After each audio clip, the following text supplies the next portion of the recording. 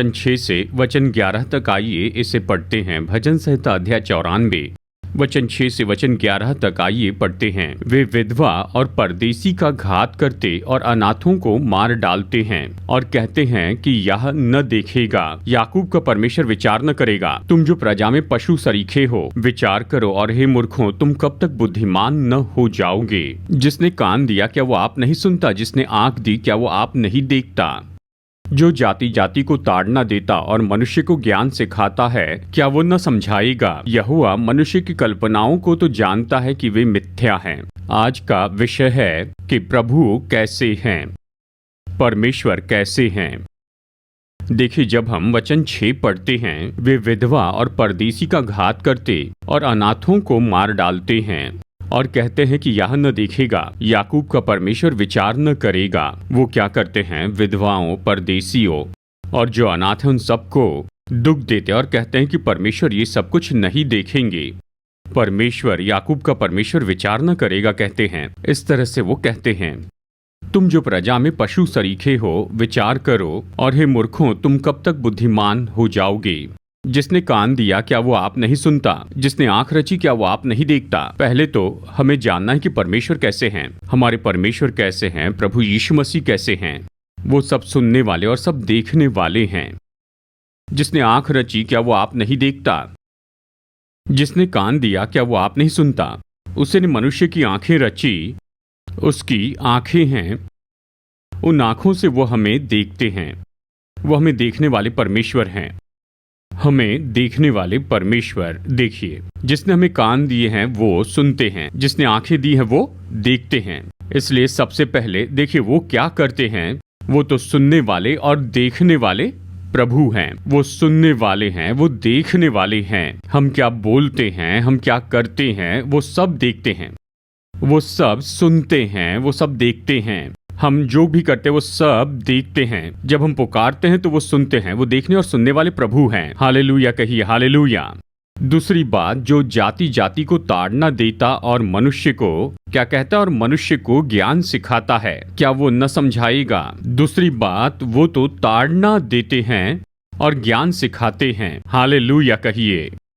वो तो ताड़ना देने वाले हैं। ताड़ना देने वाले, देखिए, कुछ कामों के लिए दंड देने वाले और सिखाने वाले हैं। वो हमें सही करते हैं। वो तो ताड़ना देने वाले परमेश्वर हैं। हमें उसकी ताड़ना को समझना चाहिए। कुछ लोग परमेश्वर की ताड़ना को नहीं समझ पाते। वो तो केवल दूसरों पर ही दोष लगाते हैं। मैंने कई संदेशों में इसके बारे में बताया है। वो कहते हैं कि वो तो मुझसे जलन रखते हैं, वो मुझसे द्वेष करते हैं और इसलिए ये सब चाहते हैं। केवल कुछ ही लोग कहते हैं ये बुराई मेरे कारण ही आई है। हालेलुया। जब पति और पत्नी के बीच में मनमुटाव होता है, मेरे सिरदर्द का कारण आप ही हैं, इसलिए चले जाइए।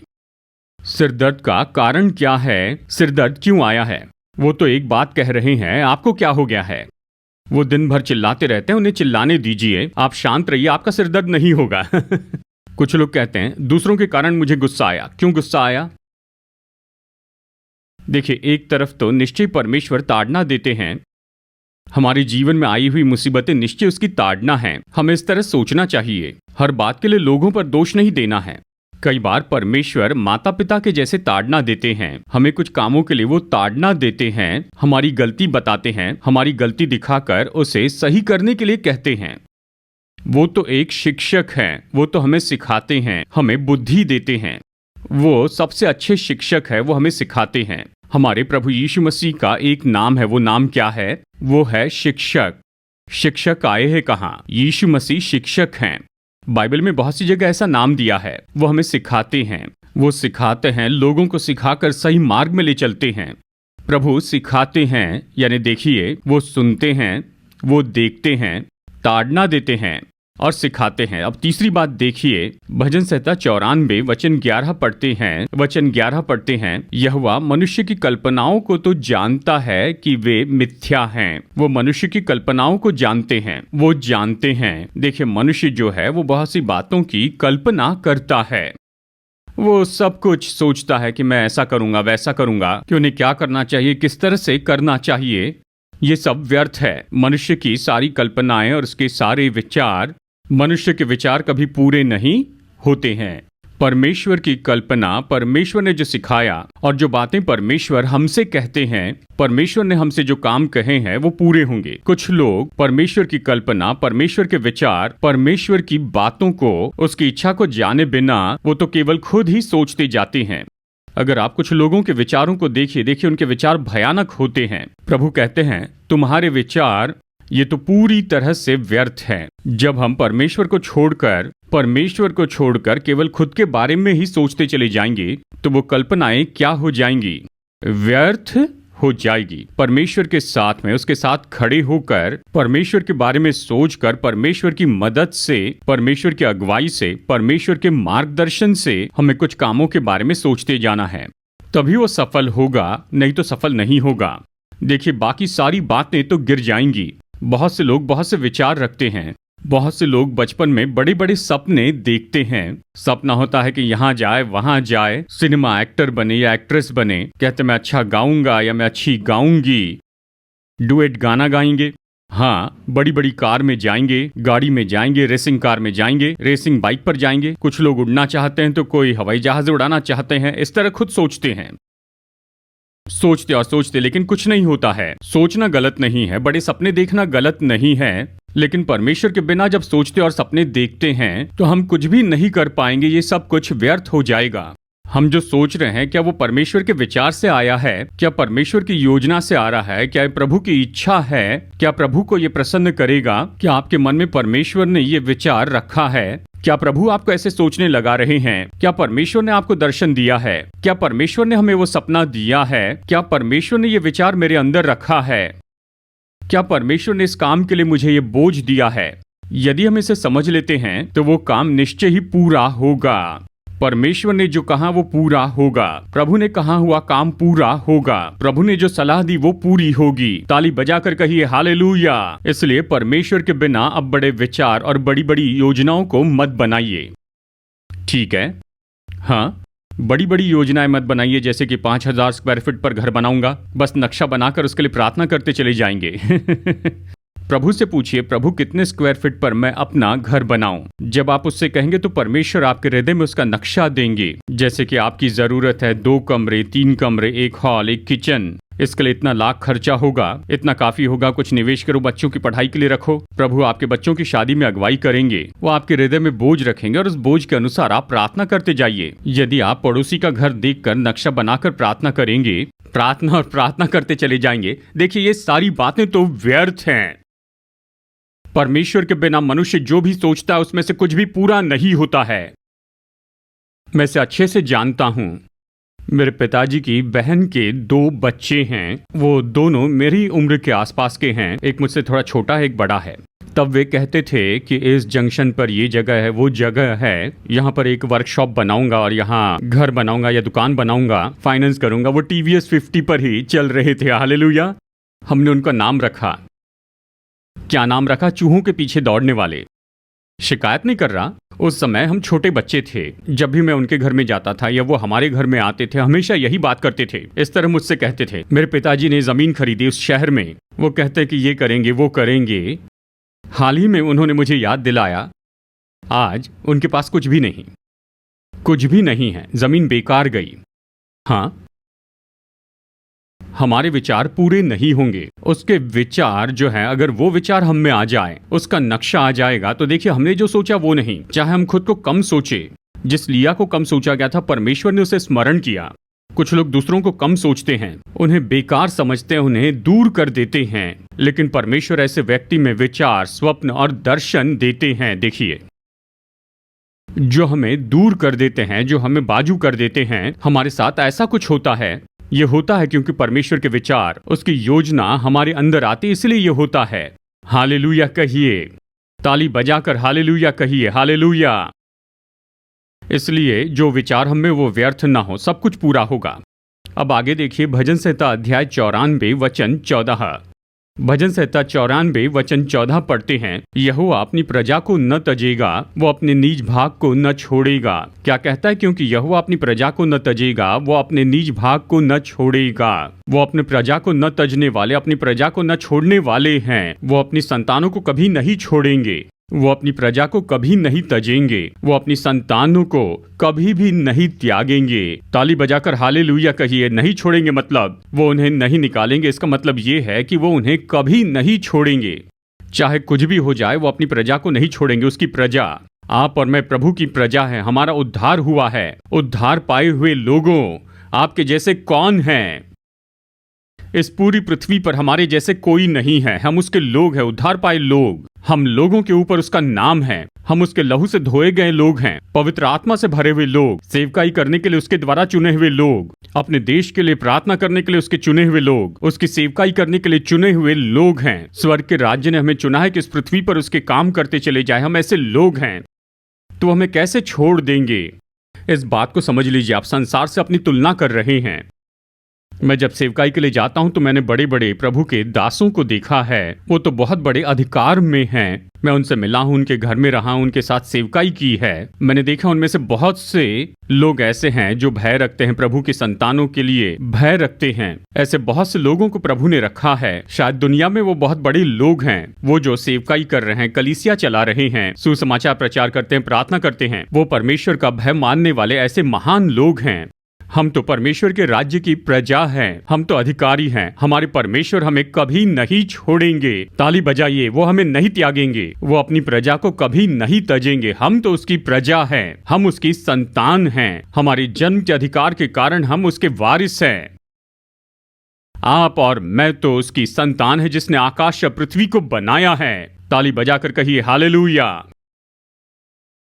फिर पांचवी बात देखते हैं, भजन संहिता 94 वचन 16 और वचन 17। आइए यहाँ पर पढ़ते हैं। भजन संहिता अध्याय 94 वचन 16 और 17। आइए पढ़ते हैं। कुकर्मियों के विरुद्ध मेरी ओर कौन खड़ा होगा? मेरी ओर से अनर्थकारियों का कौन सामना करेगा? क्या कहता है? कुकर्मियों के विरुद्ध मेरी ओर कौन खड़ा होगा? मेरी सहायता के लिए कौन होगा? मेरी ओर से अनर्थकारियों का कौन सामना करेगा? मेरी ओर से अनर्थकारियों का कौन सामना करेगा? कौन मेरी मदद में आएगा? यदि यहोवा मेरा सहायक न होता। देखिए यहाँ पर भजनकार कहता है कुकर्मियों के विरुद्ध में, अनर्थकारियों के विरुद्ध में यदि यहोवा मेरा सहायक न होता तो क्षण भर में मुझे चुपचाप होकर रहना पड़ता। क्या कहता है? चुप रहना पड़ता। मेरी ओर से अनर्थकारियों का वही सामना करेंगे। ताली बजाकर कहिए हालेलुया।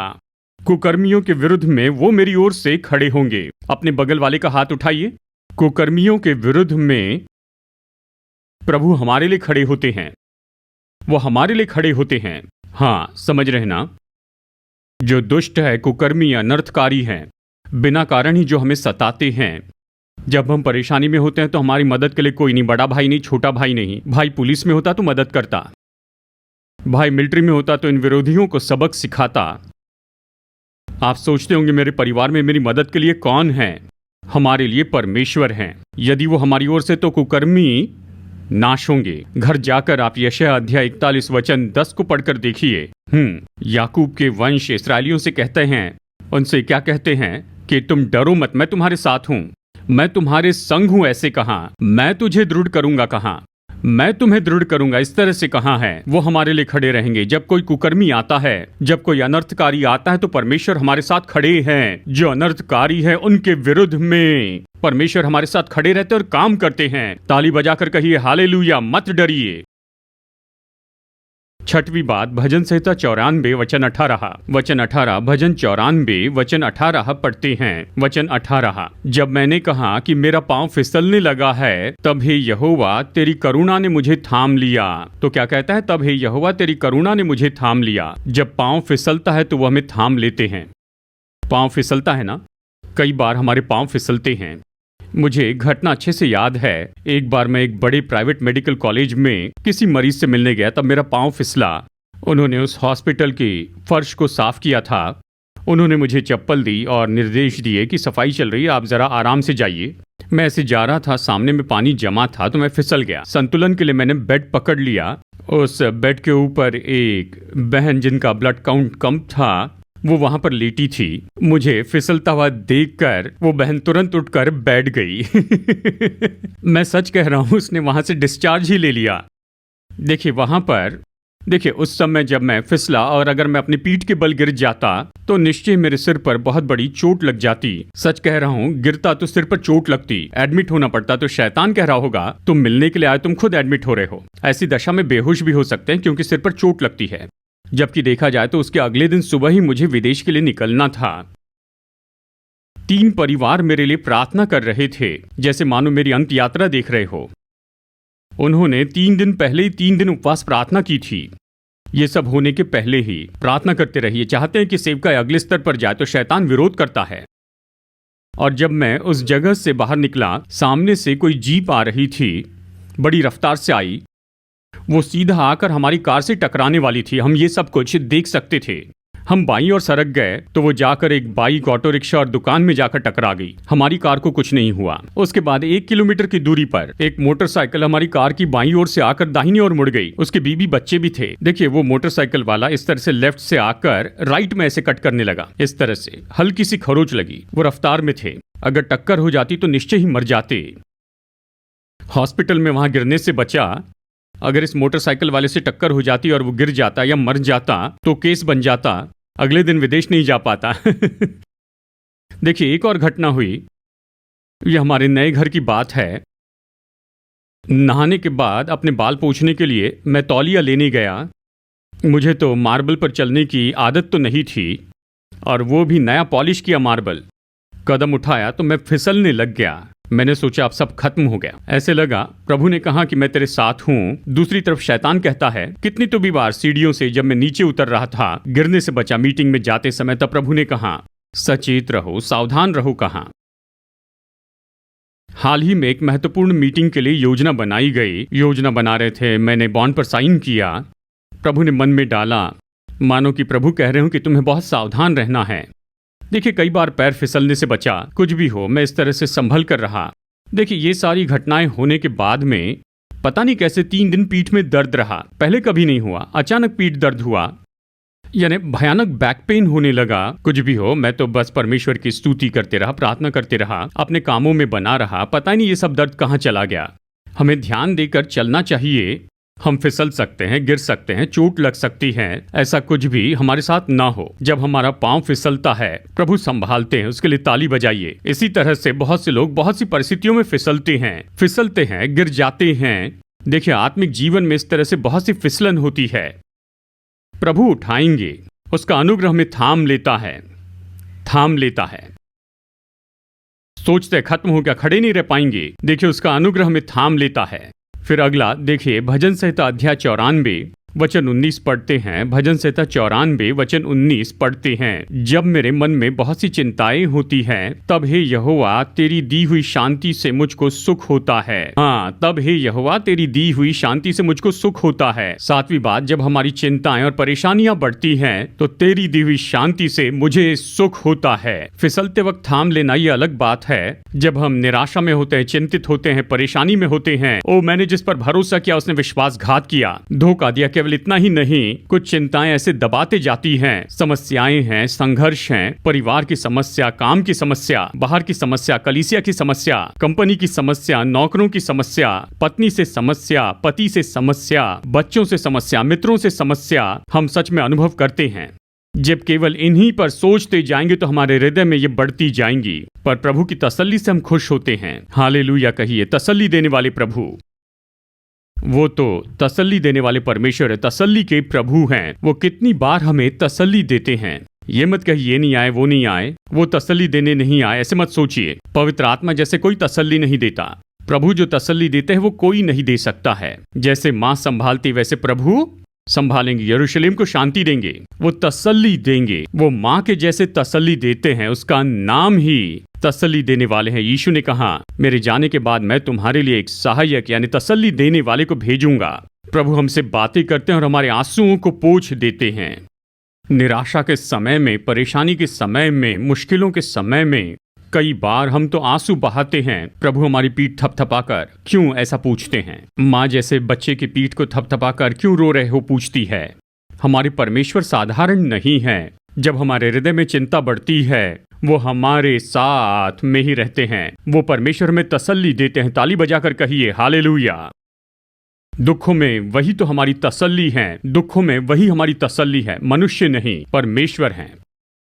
8वां पॉइंट, इसे देखकर हम प्रार्थना करेंगे। भजन संहिता अध्याय 94 वचन 23 एक साथ में पढ़ते हैं। भजन संहिता अध्याय 94 वचन 23 आइए यहाँ पर पढ़ते हैं। और उसने उनका अनर्थ काम उन्हीं पर लौटाया है, यानी उन्हीं का अनर्थ काम उन्हीं पर लौटाया है, और वो उन्हें उन्हीं की बुराई के द्वारा सत्यानाश करेगा। क्या करेगा? उन्हीं की बुराई के द्वारा उनका सत्यानाश करेगा। हमारा परमेश्वर यहोवा उनको सत्यानाश करेगा।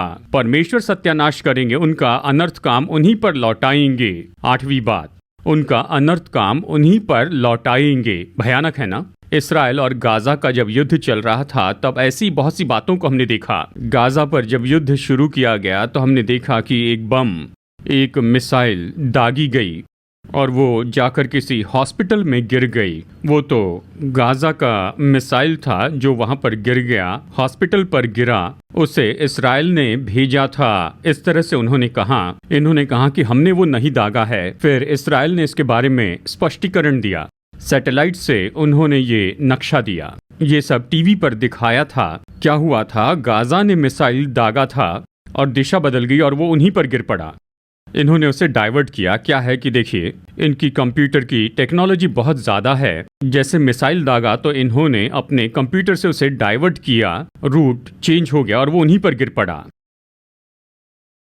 आप समझ रहे हैं ना? इसी तरह से उनके अनर्थ के काम उन्हीं पर लौटा दिया। वो तो ऐसे अनर्थ करते चले गए, वो अन्याय करते चले गए, इस तरह से होते रहा। उस अन्याय का दंड कहाँ पर गया? उन्हीं के ऊपर आया, उनके परिवार पर आया, उनके बच्चों पर आया। इसे समझ लीजिए, आप डरिए मत, परमेश्वर उन्हीं के ऊपर ये डाल देते हैं, वो रूट बदल देते हैं। आप मत डरिए, शायद मुश्किलें हैं, परेशानियां हैं, समस्याएं हैं, ये आपको किसी तरह से तकलीफ देंगे। चाहे आप कितने भी पवित्र हो, कितने भी धर्मी हो, सच्चे हो, परमेश्वर का भय मानने वाले हो, आप प्रार्थना करने वाले हैं, अंत तक आप धीरज रखते हैं, आप जो किसी से लड़ते नहीं हैं, आपके आसपास के लोग, आपके परिवार में ये सारी मुश्किलें लाकर खड़ी करते हैं, लेकिन डरिए मत।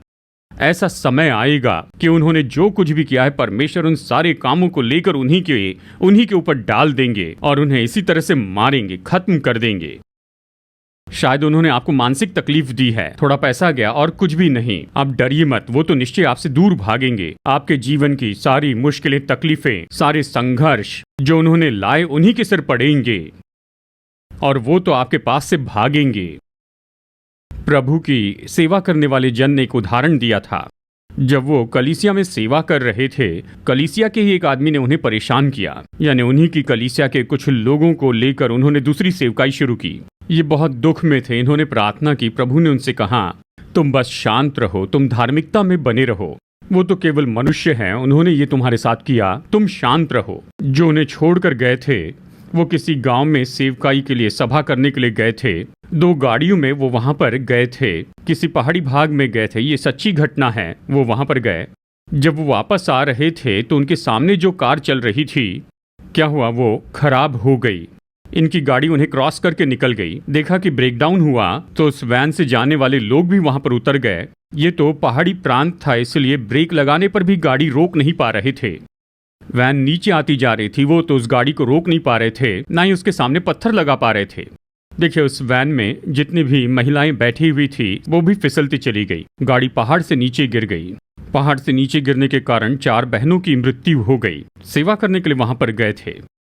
इन 4 लोगों की मृत्यु होने के कारण पूरा गांव उनके विरुद्ध में आया। उन्होंने कहा आप हमारे गांव से निकलिए, आप फिर हमारे यहाँ कभी मत आना, ऐसे कहा। ये जैसे तैसे वहां से बच के निकले। उन्होंने सब खोया, पर इस पास्टर की कलीसिया बढ़ी। इस बात को हमें समझना होगा, कई बार प्रभु अनर्थकारियों के काम उन पर फेरते हैं। देखिए, एक और घटना आपको बता रहा हूं। प्रभु के एक जन सेवकाई कर रहे थे, उनके 2 छोटे बच्चे थे। पति मर गया तो पत्नी सवाल पूछने लगी। वो प्रचार करती थी, लेकिन कलीसिया के अगुवों ने कहा ऐसा मत करो, हम तुम्हें पैसा देंगे, तुम चाहो तो यहाँ रह सकती हो, पर प्रचार नहीं करना। कलीसिया में 1000 विश्वासी लोग थे। बहन ने प्रभु से पूछा क्या करूं? प्रभु ने कहा सेवकाई उनके हाथ में देकर तुम बाहर आओ, उनसे संघर्ष मत करो।